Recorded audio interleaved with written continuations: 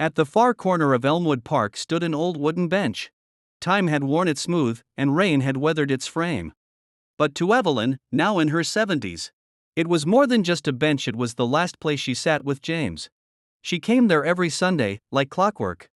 A small brown notebook in her hands, a scarf tucked tightly under her chin, and a soft smile dancing on her lips. It all began in 1973. Evelyn was a quiet, bookish girl who loved libraries more than parties. James was the kind of boy who noticed the quiet ones. He had a crooked smile, calloused hands from helping his dad fix cars, and a laugh that made even the birds stop to listen. They met at that bench during a community picnic. She was reading a book on grief, something heavy for a girl of 21. James sat beside her, quietly at first. Then he asked, "Why read about loss when you can make memories instead?" That question marked the beginning of everything. They returned to that bench every week, no matter the weather.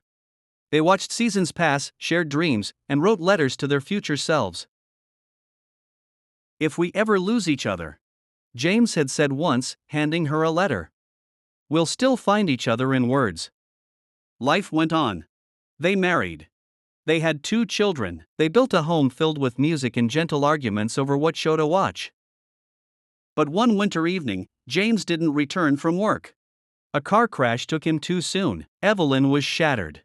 For months she didn't eat much. She wandered through the house like a ghost. Then, one rainy Sunday, she opened his letter, the one he'd written years ago. "If you're reading this, I'm not there anymore. But I want you to live, really live, smile at strangers, dance in the kitchen, cry when you need to, and every Sunday, visit the last bench. I'll be there, waiting in the wind." And so, she returned. Every week she wrote him a letter in her notebook. She told him about their children's weddings, about her gray hairs, about the neighbor's noisy dog, about how much she missed him. Years passed. On one Sunday, she didn't show up. But something strange happened. A young couple passing by the bench found her notebook. Inside were decades of letters, funny ones, sad ones, and one last note at the very end. "If someone finds this, know that love doesn't die. It only changes form. This bench held my memories, my grief, and my healing. If you sit here, I hope it holds your heart too." They cried. The city later placed a small plaque on the bench. The last bench, where love once sat, and still whispers in the wind. And every Sunday, someone new sits there.